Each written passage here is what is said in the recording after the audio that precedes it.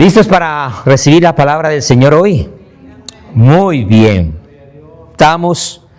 Estamos como el buen carnicero. ¿Sabe qué hace el buen carnicero antes de abrir la carnicería?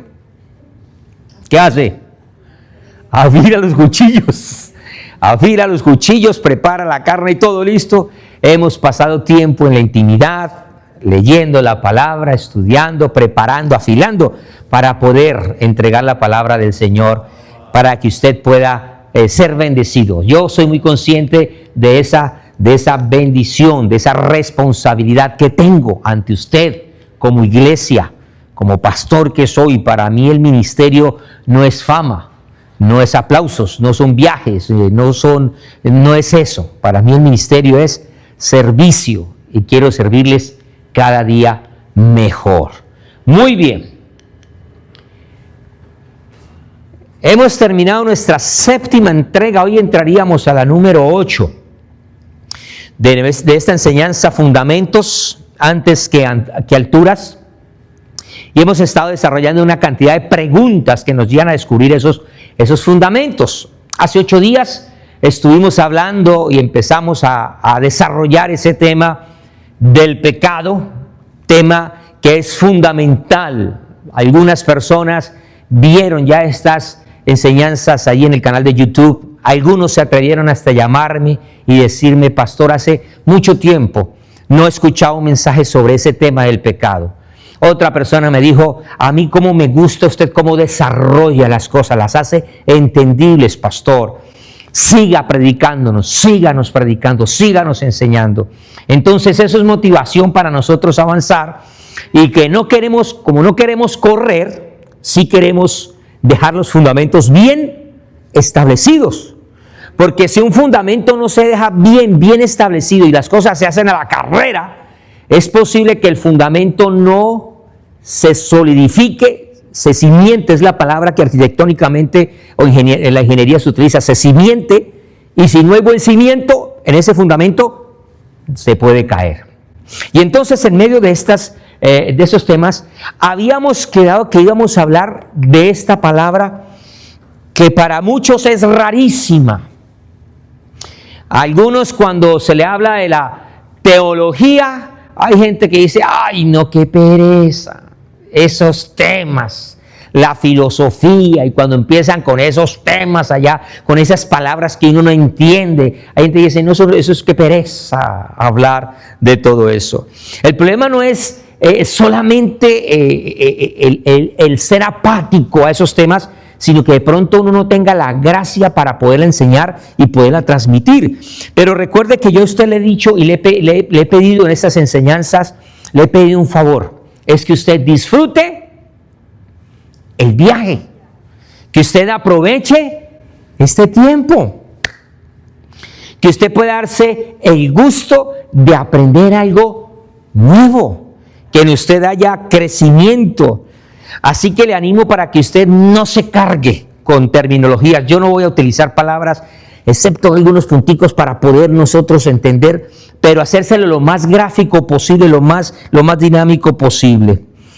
Si nosotros no disfrutamos el viaje, si nosotros seguimos a veces hasta apáticos o bloqueados, o a veces hasta predispuestos a decir: ay, ya me van a hablar de este tema, a mí no, esto no me... Entonces uno no puede no solamente disfrutar, sino que hasta uno se empieza a cargar, se empieza a irar, se empieza a malhumorar, empieza a predisponerse, y va a poder hasta tener este sobrepeso espiritual que nosotros no queremos tener. Pero lo que quiero llevarle en esta mañana es a poder entender unos principios.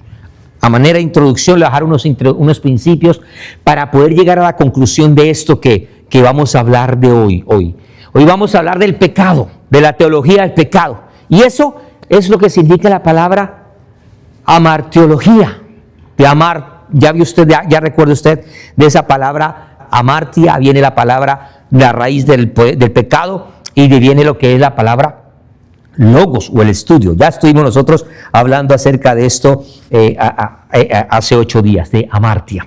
Pero el primer principio que quiero que usted entienda para que nosotros podamos entrar es lo siguiente. Si a usted se le daña algo, si usted tiene algo que se le avería, ya venga en su mente o un vehículo, o una máquina, cualquier cosa. Si usted tiene problema con algo, si usted va a buscar ayuda, si usted va a buscar la solución, usted a quién debería, si con sabiduría quiere actuar, a quién debería buscar para poder arreglar lo que se le ha dañado, lo que se le ha afectado. ¿A quién tendría usted que buscar? ¿A un técnico? ¿Cualquier técnico? Ah, ya empezamos. Sí, porque a veces uno dice, llama a cualquier técnico. A veces el vecino, escuchamos que tiene herramientas y que es técnico y uno lo llama y a veces sale más caro el caldo. Por ahí dicen el dicho, más caro el caldo que los huevos. Usted no llama, a veces uno llama a un técnico, pero no es el correcto. ¿A quién debería llamar usted para poder arreglar una situación bien? Al especialista, al que sabe con propiedad acerca de ese tema. Eso es algo fundamental. Ahora, si nosotros queremos hacer ese arreglo, que ese arreglo sea válido, que ese arreglo sea verdadero y que además sea duradero, algo que sea consistente, pues entonces definitivamente uno tiene que regresar a la fuente, regresar al origen, regresar al fabricante, regresar al que realmente tiene los planos, al que diseñó, al que organizó las cosas. Eso es lo que uno haría para poder arreglar las cosas de la mejor manera. De lo contrario, uno está improvisando, está ahí tratando de ajustar, de acomodar, de apretar, de programar, pero no está siendo efectivo. Y entonces, cuando yo miro este principio que voy a empezar a desarrollar para poderlo llevar en este tema, quiero decirle que muchas veces nosotros no vamos a la raíz, muchas veces nosotros lastimosamente no vamos a la causa, y eso es lo que hablamos del principio de la causa y el efecto. Cuando estamos teniendo un efecto de algo, cuando estamos viviendo con alguna situación, es porque hubo un origen, hubo una razón, hubo un principio que nosotros necesitamos descubrir la razón por qué está ocurriendo lo que está ocurriendo. Por ejemplo, si yo le hablo que si una persona está teniendo algunos síntomas como fiebre, como tos, como gripe, ojos llorosos y una cantidad de cosas de síntomas, lo más correcto, lo que hace mucha gente es que rápidamente va al botiquín, rápidamente va a su cocina, a su lugar de cosas y sacan un antihistamínico, alguna pasta, algún medicamento, algún líquido, se lo toma y con eso soluciona y trata los síntomas. Pero muchas veces nosotros no entendemos el por qué se están originando esos síntomas, y uno necesitaría es ir a un buen médico para hacer un buen diagnóstico, un buen análisis y saber por qué fue lo que está ocurriendo, qué es lo que está haciendo. Y entonces cuando nosotros miramos esta situación, podemos mirarlo en todos los aspectos. Si estamos hablando de la parte médica, si algo está pasando con el corazón, si algo está pasando con los pulmones, con cualquiera de las áreas de nuestro cuerpo. Si nosotros hablamos en el campo de la educación, si un alumno, si una persona tiene un bajo rendimiento académico, muchas veces nosotros decimos, este niño no aprende porque este niño no nació. Eso es lo que uno dice, el niño no nació inteligente, ay, el niño no tiene tantas capacidades. Pero resulta que no puede ser así. Puede ser que el maestro es un mal maestro. Puede ser que está yendo en condiciones no apropiadas, adecuadas para ir a aprender. Puede que esté pasando con hambres y necesidades y llega ya al colegio o a la escuela pensando más en un sándwich, pensando más en un pedazo de comida, y su mente no va a estar plenamente dispuesta para poder atender las necesidades.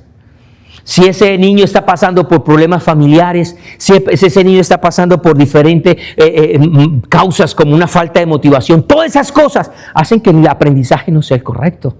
Pero a veces uno es muy rápido y ataca los síntomas sin ir a mirar la raíz de las cosas. Si hablamos en el campo de los negocios, si vemos que una empresa no le está yendo bien, que está perdiendo clientes, pues uno tiene que ir a mirar qué es lo que está haciendo, si es la atención, si es el producto, el transporte. Son tantas variables para uno poder encontrar la razón por qué está ocurriendo las cosas. Diga conmigo, todo efecto tiene una causa. Lo que quiero decirle con esto es que nada surge, nada aparece, nada acontece de la nada. Hay una razón siempre. Y usted va a entender hacia dónde vamos con respecto a esto. Cuando una plantica comienza a marchitarse, cuando las hojas se empiezan a poner secas, esa es una señal de que algo está pasando en sus raíces. Pero hay personas que solamente se conforman con quitarle las maticas, las hojitas sequitas, pero no se preocupan por airar la tierra, por abonar la tierra, por regar la tierra, por cambiarla de lugar. Eso tiene una razón. Y eso lo vamos a traer más adelante al plano espiritual para poder mirar. Porque muchas veces en la vida del ser humano, cuando una persona está expresando, por ejemplo, ansiedad, es porque hay algo que está ocurriendo. Tal vez hay algo que está trabajando en su baja autoestima, en su confianza, de tal manera que esa persona es una persona temerosa, miedosa, con falta de seguridad, y por eso es lo que está manifestando con su ansiedad y su temor. Y la gente está pasando por ansiedad, una pastilla, está pasando por ansiedad, vaya al psicólogo, pero no está yendo a la raíz del por qué es lo que está ocurriendo en su vida, en la cual debe trabajar. Y eso lo podíamos mirar también en el plano de las familias que se están disgregando, cuando hay heridas, cuando hay razones y cantidad de cosas. ¿Sabe qué es lo triste? Que cuando uno solamente trabaja con los síntomas, con lo que se ve, es muy probable que se le ponga un pañito de agua tibia ese momentico, puede que ese medio se solucione, pero el problema va a volver a aparecer. Tarde o temprano va a volver a aparecer. Ese es el primer principio que le quiero dejar. El segundo que quiero mencionarle rápidamente es que solamente el fabricante es el que conoce mejor el diseño. Si usted lo puede apuntar, sería maravilloso. El fabricante, el que ha hecho las cosas, es el que mejor conoce. No hay nadie mejor, no hay nadie más experto que aquellos que se tomaron el tiempo de crear, de diseñar, de organizar, de planear para poder ejecutar algo. Así que cuando en algún momento de su casa algún elemento se afecte, vaya al manual, vaya al fabricante original para que usted pueda encontrar entonces la razón de las cosas. Y esto tiene una validez. Porque si usted va al Evangelio de Mateo, en el capítulo 19, y más adelante vamos a estar hablando más de Mateo, pero por ahora, si usted va al Evangelio según San Mateo, y por ahí derecho, usted le dice a la persona que está a su lado, prepárate porque vamos a hablar de la palabra de Dios, dígale, y despiértelo por ahí a su ladito, dígale, vamos a hablar de la palabra de Dios. Ya empezamos a dejar la introducción, así vamos a entrar. Mateo capítulo 19, verso 4, nuestro Señor Jesús llega y habla de una manera fuerte, contundente, nos da un principio, nos da una enseñanza que aunque son pocas palabras y aunque muchas veces uno las pasa por alto, cuando nosotros vemos que están hablando acerca del divorcio y de la familia, el Señor llega y dice una frase que es la que resalta de la Biblia, que salta a mis ojos en este momento y es la que quiero traer a usted. En el capítulo 19, verso 4 dice Jesús, ¿no habéis leído? Es una pregunta. ¿No habéis leído que el que los hizo, refiriéndose al esposo y a la esposa, al hombre y a la mujer, con ese problema familiar que se está manifestando allí, de separación, de divorcio, de discordias y todo lo que implica esta lucha del divorcio, llega y dice Jesús, ¿no habéis leído que el que los hizo al principio? Y ahí dejémoslo un momentico, porque Jesús lo que está diciendo es, hay una problemática, hay una situación familiar, hay heridas entre el esposo y la esposa, tal vez no quieren reconciliación, tal vez ha habido infidelidad, tal vez ha habido baja autoestima, tal vez ha habido lo que ha contribuido, pero independientemente de esto, Jesús llega y le dice, ustedes tienen que ir al principio, y los ubica, los orienta, enfoca su mirada, su atención en el principio. Ahora diga conmigo, principio. Cuando los fariseos estaban argumentando sobre la situación del divorcio y la separación y todas esas cosas, Jesús no llega y se pone a hablar de las costumbres de la época, de las condiciones de la época, de la economía de la época, de las razones de la época, de las estadísticas de la época, lo que decían los índices. No, Jesús no está hablando de eso, está hablando y los enfoca directamente a ir a la fuente, a la razón. Y es el principio. ¿Sabe por qué? Porque la verdadera restauración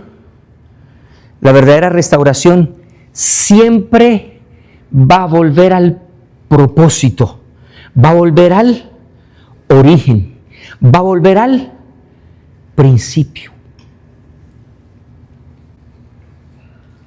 Téngalo presente, por favor, en su mente.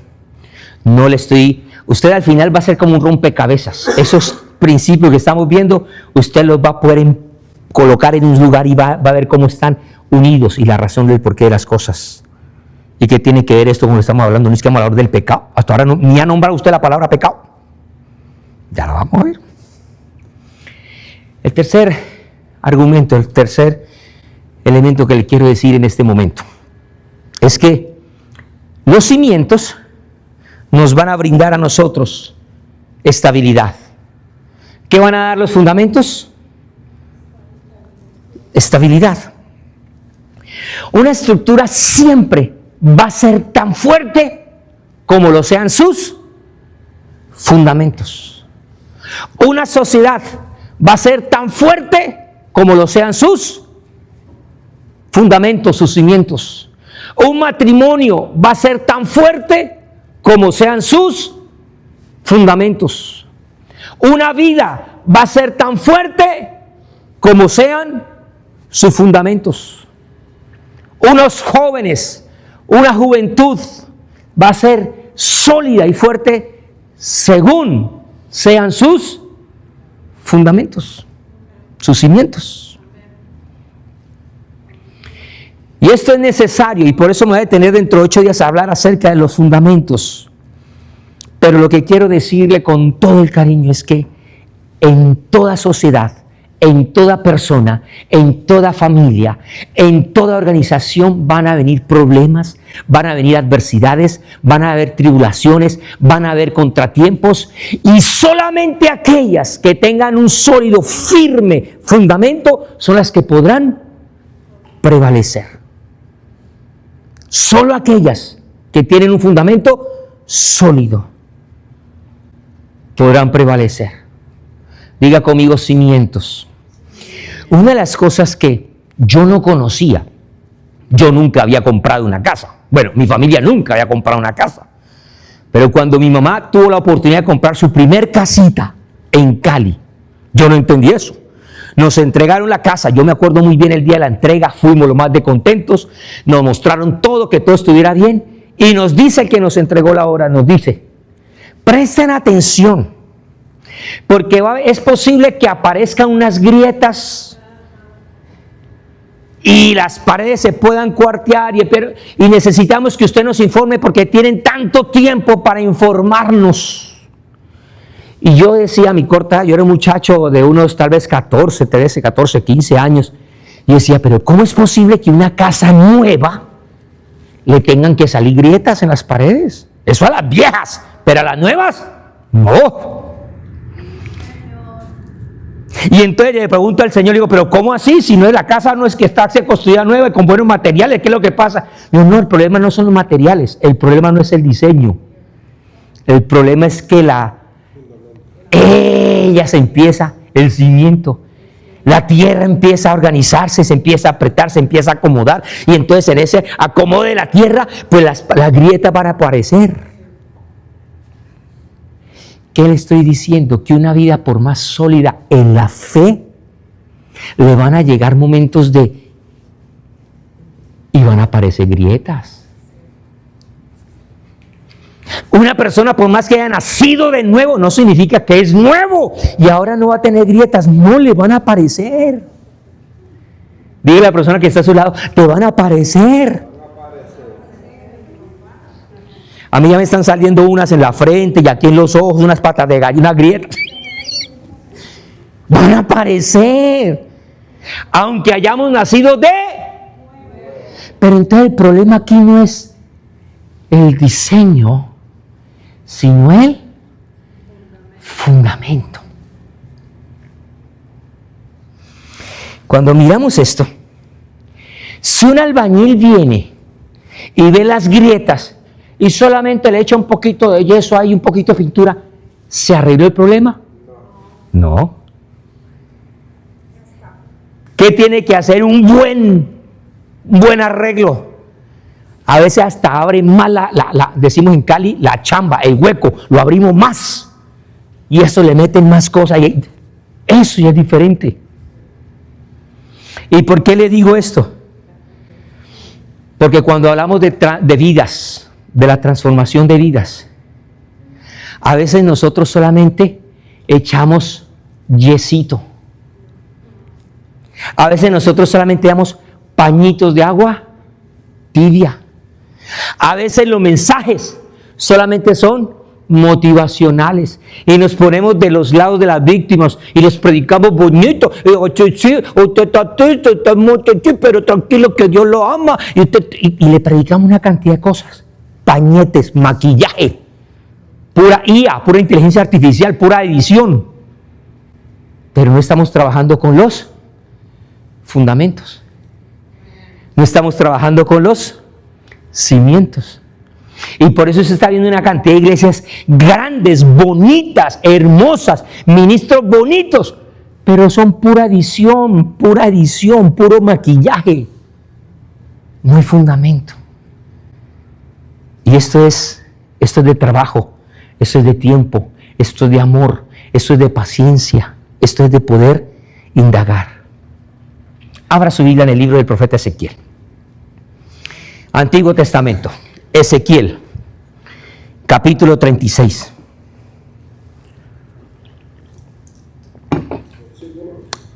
Capítulo 36, versículo 26. Quiero decirle que el pueblo de Israel tenía unas grietas, tenía unas cosas que no estaban bien por sus acciones, por sus actitudes, por su rebelión contra Dios, por lo que habían decidido. Y entonces Dios empezó a levantar profetas que hablaban en contra de la religiosidad, en contra de esas prácticas malas, en contra de esas acciones, de esa naturaleza, actitudes y acciones equivocadas. Y en medio de esas voces, el profeta Ezequiel se levanta inspirado por el Espíritu de Dios, y Dios habla y dice: os daré un corazón nuevo. ¿Cómo es el corazón? Nuevo. Pero además de un corazón nuevo, Dios dice que les iba a dar un espíritu nuevo. Corazón nuevo y espíritu nuevo para estar ¿dónde? ¿Dónde? Dice ahí Ezequiel 36, 26. ¿Para estar dónde? Para estar dentro de vosotros.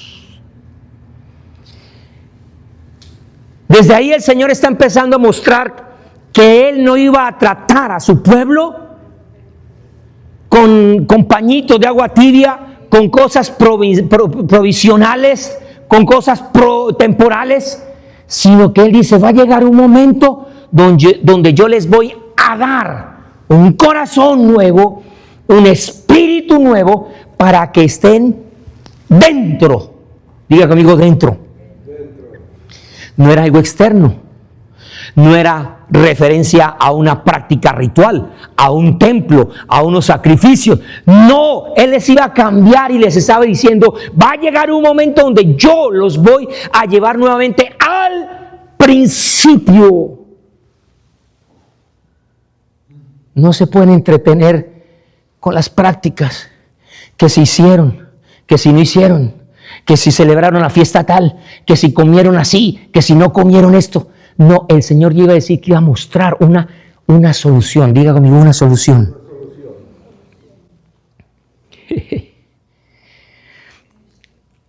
Mire, todo esto se lo dije a manera de introducción, porque estamos hablando del pecado. Diga conmigo: grietas. El pecado fue una grieta enorme que trajo una separación entre Dios y el hombre. Y el principio que hemos aprendido es que si alguien quiere arreglar algo, tiene que ir ¿a dónde? Al especialista, al creador, al principio. Eso fue lo que Jesús dijo. No miren esta situación, vayan al principio. Es el problema familiar. Vayan al principio. Si el problema a tratar era el pecado, para poder solucionar efectivamente el problema del pecado, toca ir ¿a dónde? Al principio.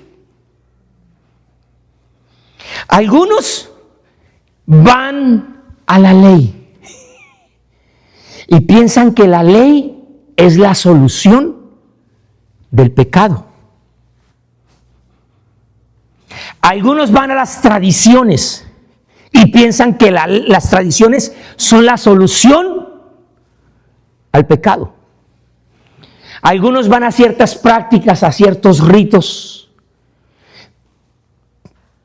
Y así como la ley no es la solución del pecado, tampoco el que una persona venga a una iglesia significa que ya encontró la solución al pecado. No significa que porque ya lee la Biblia encontró la solución al pecado. Si el problema del ser humano fue que por causa del pecado, la imagen de Dios en esa persona se distorsionó, para poderla volver al original, tiene que ir al mismo Dios.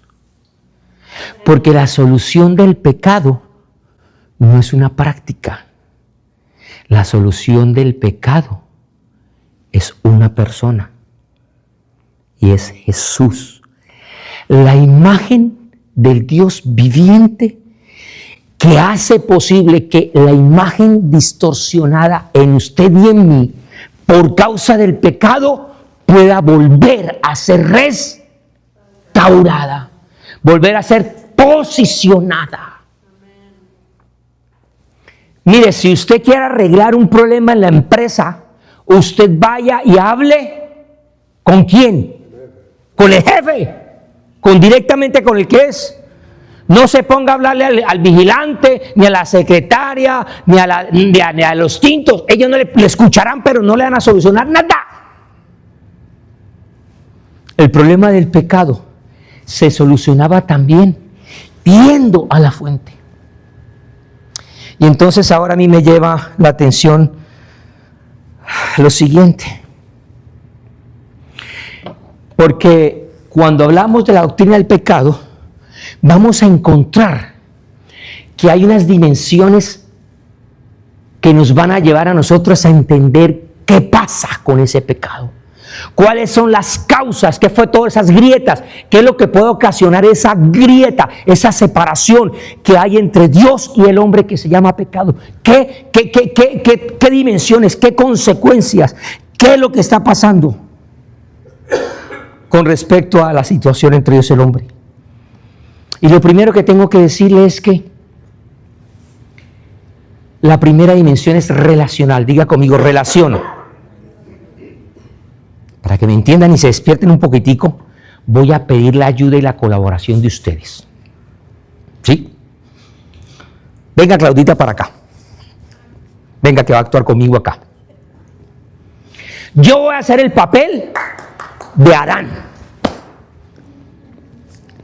Y yo Eva. Eso.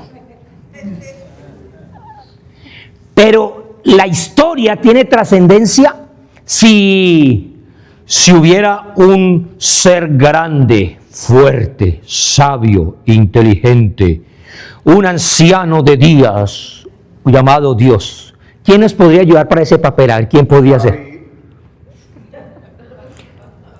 No, yo quisiera que fuera el hermano Humberto porque el pastor ya va a tener su participación ahora. Venga mi hermano Humberto para acá. Imagen de Dios. Él va a hacer el papel de Dios. Dios. Oh my God. Por favor, hágase allá en el trono, allá.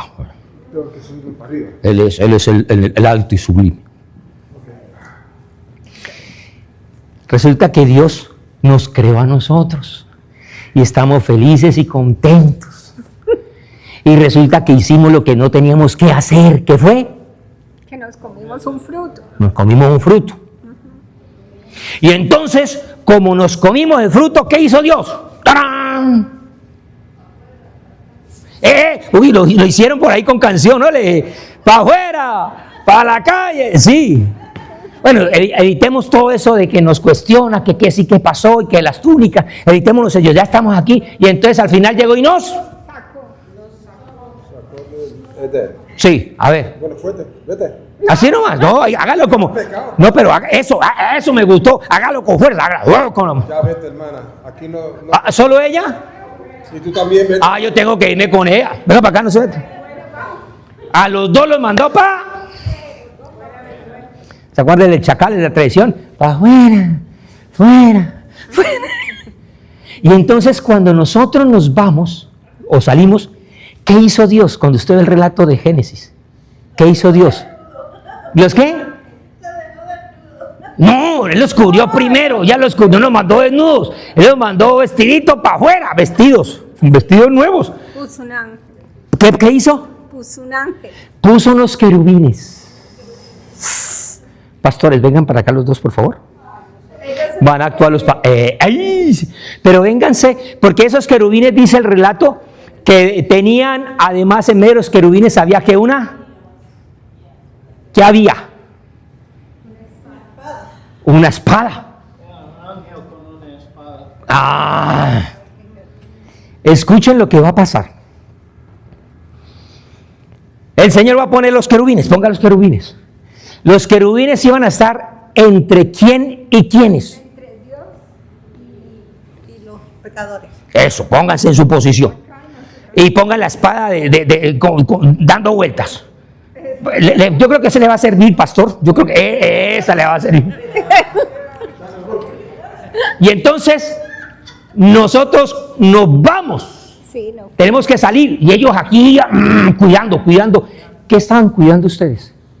El jardín, que no entren de nuevo en el jardín.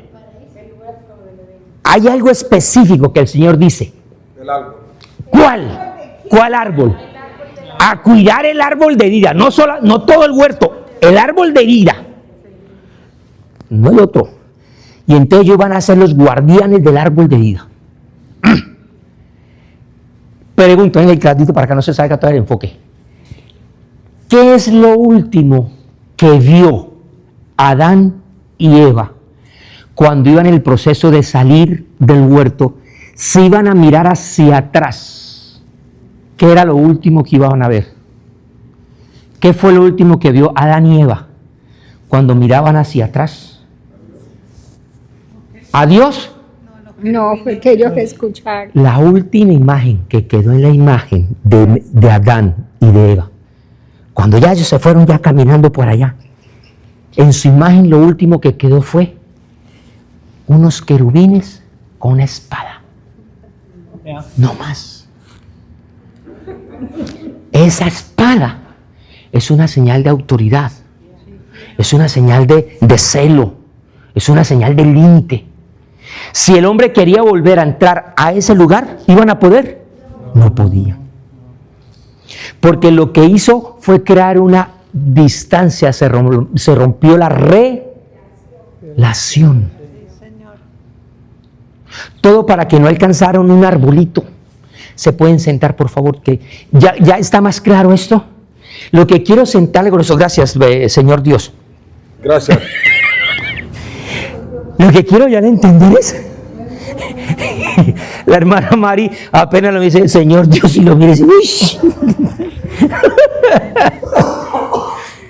Mire, les quería hacer más gráfico eso para que entendieran que no solamente hubo una gran distancia, un difícil acceso entre Dios, del hombre hacia Dios. Que iban a haber bloqueos, que iban a haber militares, había algo que estaba impidiendo. Sino que iba a haber un gran obstáculo para el hombre volver a Dios. Difícil. No iban a poderlo. Y Dios, por su misericordia, más adelante, a ese hombre que había pecado, ya no Adán, muchos años después, Dios dice, muchos años después, yo estoy por acá muy alto, muy arriba, muy sublime, y el hombre está por allá, sin esperanza, sin oportunidad de salvación. Están poblando la tierra, pero yo no estoy en esa población. Están creando ciudades, construyendo grandes torres, están queriendo llegar a mí. Yo no estoy en la torre. Uy, esos hombres se han vuelto tan malos, voy a destruir y ¡blam! Manda aguas. Y sigue Dios acá. Y el hombre por acá tratando de hacer sacrificios y altares, y aparece Abraham y empieza a construir un altar, y por primera vez hay un altar que se construye a Jehová. Y entonces Dios dice, huele a humo, huele a fuego, ay, huele a víctimas por ahí. Este muchacho me cae bien. Voy a escoger a este hombre para volver de ese hombre levantar un pueblo. Y ahí se levanta un pueblo especial, que es el pueblo. Y cuando crea el pueblo de Israel, Dios le dice a un hombre llamado Moisés: Moisés, prepárate unas. Y esas tablas de la ley se las da Dios como directrices, como principios para el pueblo de Israel. Tenían que hacer ritos, celebraciones, sacrificios, fiestas, una gran cantidad de cosas. Por algún tiempo los israelitas hicieron las cosas bien, por otro tiempo le hacían las cosas mal. Por un tiempo volvían y se componían y volvían otra vez y se portaban mal. Solamente Israel. El resto de las naciones perdidas, sin Dios, sin ley, distantes. Pregunto, si usted estuvo atento en los primeros minutos de la enseñanza, que vi que hasta algunos ya estaban diciendo, los ojos están como empezándome a llamar ahí con... Yo vi que algunos ya estaban entrando en trance ahí, los iba a tomar el espíritu. Pues. Si usted estaba atento a esas palabras, ¿cuál fue el principio? Que si alguien tenía un problema, si había una dificultad, si había un efecto, tenía que haber una... ¿Cuál fue el principio? Que si alguien quiere arreglar algo, tiene que ¿qué? Sí, señora, gracias, mi hermana. Tenía que ir al fabricante, en este caso tenía que ir al creador. Si Dios quería arreglar el problema del pecado entre el hombre y Dios,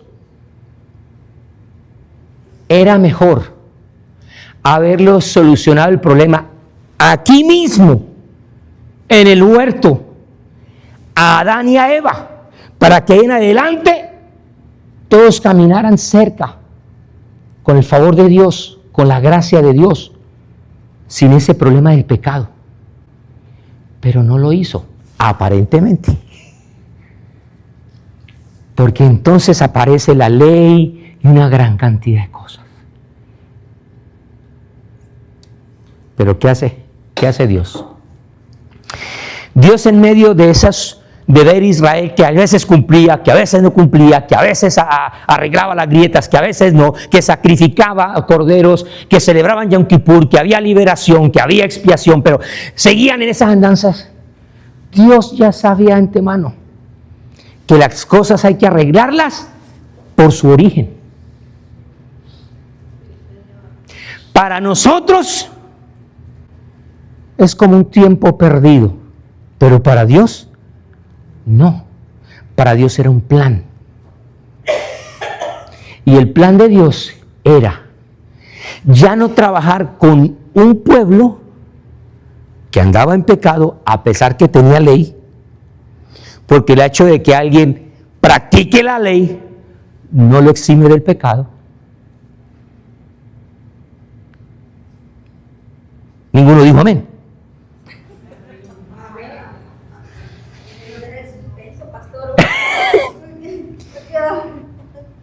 Entonces él dice,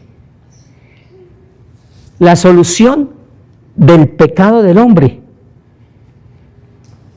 era un árbol de vida,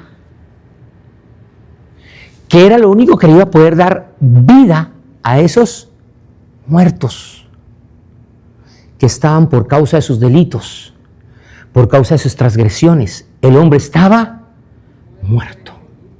Y Dios dice, pongo querubines y pongo espada porque es que no es para ahorita. Va a haber un momento, va a haber un tiempo. Ezequiel otra vez. Va a llegar un día donde dice el Señor, les voy a crear y les voy a poner un corazón nuevo y un espíritu nuevo. Ya no para que hagan cosas externas, sino que va a estar dentro de ellos. Y entonces, ese árbol de vida, que es la tipificación del único que nos puede dar vida, que es Jesucristo, tenía que haberse guardado un tiempo para que después Él viniera a nacer. Y ahora sí darle la oportunidad al ser humano, independientemente si practicaba o no la ley, si era hebreo o no, de la región que fuera, poder restaurar esa relación.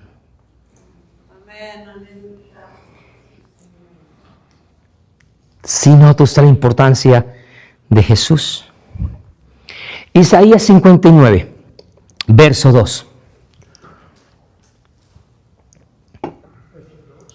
Sí, Señor, verso 2 de Isaías 59. Dice ahí el Señor, vuestras iniquidades han hecho división entre vosotros y vuestro Dios. ¿Qué hizo el pecado? Rompió. El pecado no solamente nos divide a nosotros entre seres humanos. El pecado del adulterio, por ejemplo, no solamente divide al esposo y a la esposa, sino también a los hijos.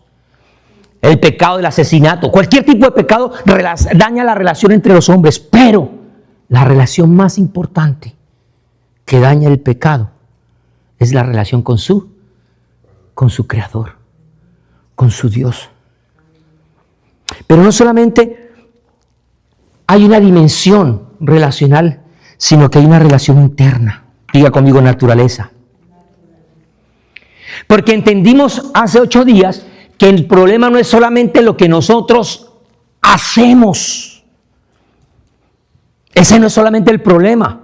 Porque resulta y pasa que lo que nosotros hacemos nos convierte en lo que hacemos. Nos cambia nuestra naturaleza. Por eso estamos hablando de una relación o una dimensión interna que hay en cada uno de nosotros.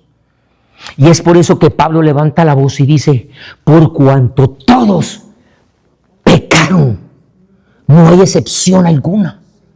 Todos pecamos, todos estamos destituidos. Es una condición interna que nosotros tenemos.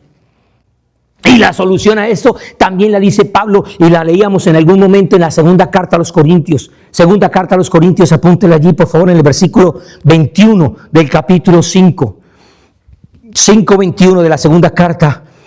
Dice entonces, como el hombre se volvió pecado por causa de sus transgresiones, entonces, al que no conoció pecado, por nosotros lo hizo, no pecador, ¿Nota usted? Jesús no era pecador porque Él no hacía pecado. Recuerde que si uno practica el pecado se convierte en un. Pero Jesús no cometió pecados. Por lo tanto, Él no era pecador. Sin embargo, el amor de Dios y la justicia de Dios se unen, se fusionan y dicen, para poder cambiar la naturaleza del hombre que está en pecado, a este hijo lo tengo que hacer o volver o convertir en pecado, no pecador. Gracias por no equivocarse. Eso dice que usted está atentico, qué bueno. Lo hizo pecado para que nosotros fuésemos hechos justicia de Dios en él. Diga conmigo, somos lo que hacemos. La tercera dimensión que se afecta con respecto a esto, o que nos muestra la situación del pecado, es una situación activa, es algo dinámico, es algo que es real, es algo que se manifiesta en acciones concretas. Ahora diga conmigo conducta. Y tengo que ir rápidamente por tiempo. La cuarta dimensión y última es la omisión. ¿Y qué es lo que quiero decir con esto? Recuerde que Santiago dijo que si sabemos hacer algo bueno y no lo hacemos, también es pecado. Por eso es que Dios no va a tratar con las acciones del hombre solamente. Porque hay acciones muy malas que hacemos nosotros. ¿Cuántos dicen amén? Pero también hacemos una que otra buena. Y si fuera por acciones y por obras, entonces en vano hubiera sido el sacrificio de Cristo. Sin embargo, Dios no trata con las acciones, Dios trata con la naturaleza, y por eso vuelve al principio. Sin embargo, nuestras omisiones también son parte de la naturaleza del pecado.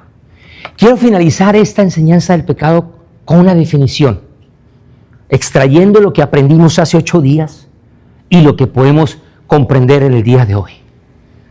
Si yo tuviera que definir entonces pecado, yo lo definiría de la siguiente manera.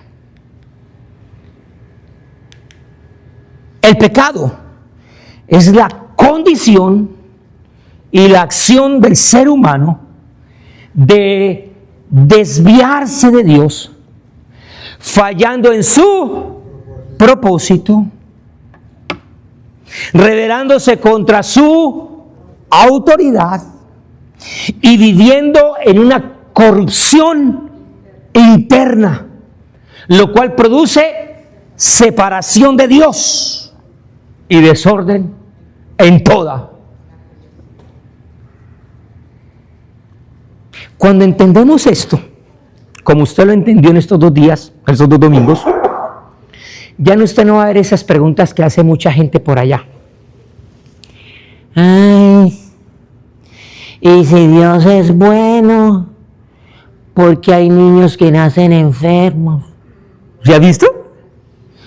Ay, si Dios es bueno, ¿por qué hay tantas guerras? La gente pregunta todo ese poco de cosas y le quieren echar a Dios la responsabilidad de algo que es nuestra responsabilidad. Que fuimos nosotros los que nos desviamos, no Él. Él es un Dios recto y justo. Nosotros, ay no. Él es bueno. Nosotros nos hacemos los buenos. Diga conmigo, maquillaje. ¿Sabe cómo se llama eso en términos actuales de edición de imágenes, Photoshop. Nosotros somos puro Photoshop, pura imagen, pura apariencia. Soy bueno con el que quiero ser bueno, pero con el otro soy casposo. Y lo llevo con la doble. Y después decimos, ay Dios, a mí ¿por qué me va tan mal si yo soy una persona buena? ¿Buena? Cuando quieres y cuando te conviene. Mire, el pecado no solo es moral, el pecado es espiritual. El pecado no solamente son errores que nosotros cometemos, es una ruptura en la relación con Dios. El pecado no es solamente lo externo que algunos evidencian, es una condición del corazón. Por eso quiero finalizar con esta enseñanza hoy y decirle con todo cariño que el pecado no es solamente hacer lo malo, es vivir desconectado del diseño y del corazón de Dios. Yo sé que muchas personas llegan y dicen, y con esto nos vamos, póngase de pie para que usted ya se disperse un poquitico y pueda recibir esta frase que quiero que quede bien en su espíritu. Yo sé que muchos de nosotros cuando vemos a una persona que está haciendo lo que no le agrada a Dios, le decimos, esa persona es un...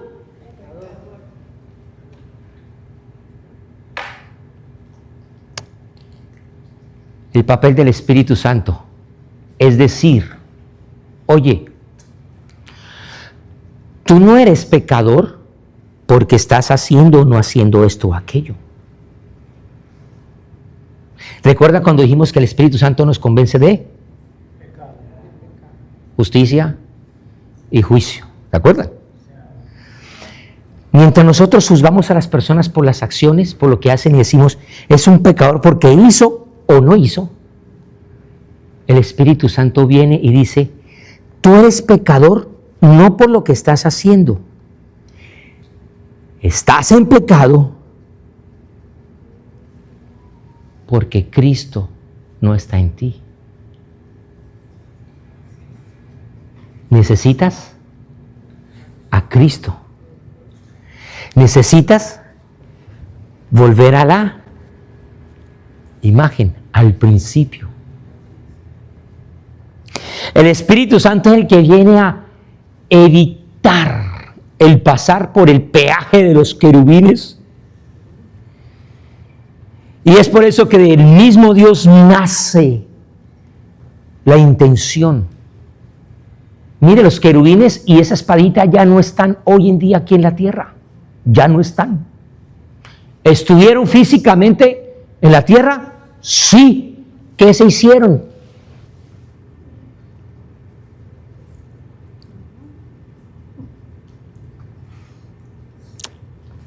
Porque eso iba a ser por un tiempo.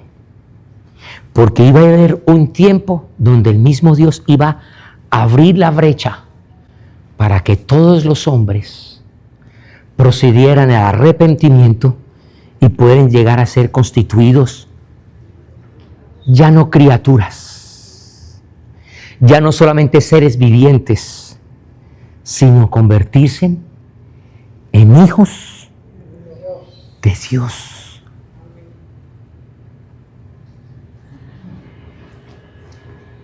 Creo que esta enseñanza del pecado nos ha abierto los ojos y el entendimiento. ¿Usted había visto el pecado de esa manera? Tal vez parcialmente. Y gloria a Dios por ello. Lo que puedo decirle es, usted y yo, si ya tenemos la oportunidad de entrar y ser parte de ser los hijos de Dios, no deje la puerta abierta. Entre. A los que nos están viendo por el video, ustedes que tienen esa oportunidad de entender que Cristo vino a morir por tus pecados, por tus rebeliones, no dejes el sacrificio en una fecha histórica. Permite que tu vida pueda ser restaurada y llegar nuevamente a la dimensión original al propósito. Vamos a orar. Dentro de 8 días quiero hablar de cimientos. Pero por ahora quiero pedirle a usted con todo cariño, con todo respeto, si nace en su corazón, inclinar su rostro y orar y cerrar sus ojos